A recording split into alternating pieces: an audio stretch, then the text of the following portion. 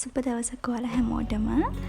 මං අද ඔයාලට අරගෙන ආවේ ගෙදර අමුත්තන් නිමාවට පස්සේ හදලා දෙන්න පුළුවන් රසම රස ආලු බැදුමක් අරගෙන.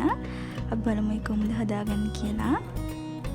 අපිට මුලින්ම ඕන වෙනවා අලගිරි 3ක්. බින්දා ආලු බැදුමක් හදාගන්නවට වඩා පොඩිවට කපා ගන්න. අපි දැන් අලගිරි ටික ගෝල්ඩන් බ්‍රවුන් එකක් බෙදගමු. හොඳට බෙදුනට පස්සේ දැන් අර ටික පැත්තකින් තියාගන්න. දැන් අපි මුලින්ම අබ තේ හැඳි භාගයක් එකතු කරගමු. පුංචිවට කපාගත්ත ලොකු ලුණු ගෙඩි එකක් එකතු කරන්න.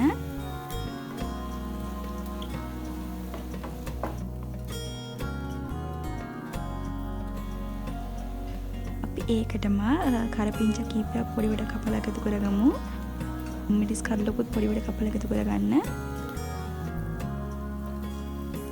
දැන් අපි මේ ටික විනාඩි 2-3ක් යනකම් හොඳට බෙදගමු.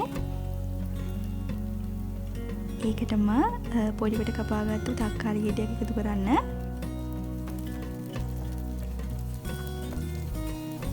දැන් අපි කහ කුඩු තේ හැඳි 4න් එකක් එකතු කරගමු. ඒකටම මිරිස් කුඩු තේ හැඳි 4න් 3ක් එකතු කරගන්න. දැන් මේ ටික හොඳට කලවම් කරන්න.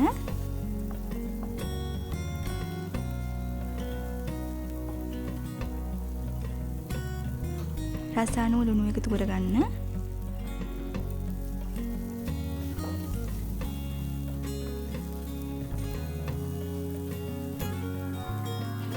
දැන් අපි ඒකටම වතුර කෝප 4න් එකක් එකතු කරගමු. විනාඩි 3ක් 4ක් මද ගින්නේ හොඳට කලවම් කරගන්න. අපි දැන් ඒකටම බෙදගත්ත අල කෑලි ටික එකතු කරගමු.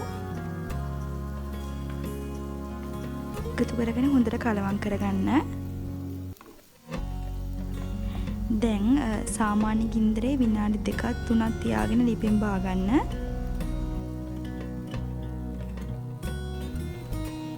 මේක ඔයාලා හදලා බලන්න ඕන රෙසිපි එකක්. හරිම ලේසි වෙනස්ම විදිහට හැදුවේ. ඉතින් මේ වගේ රස රෙසිපි අරන් එනකම් පරිස්සමෙන් සතුටින් ඉන්න. ගිහිල්ලා එන්නම්.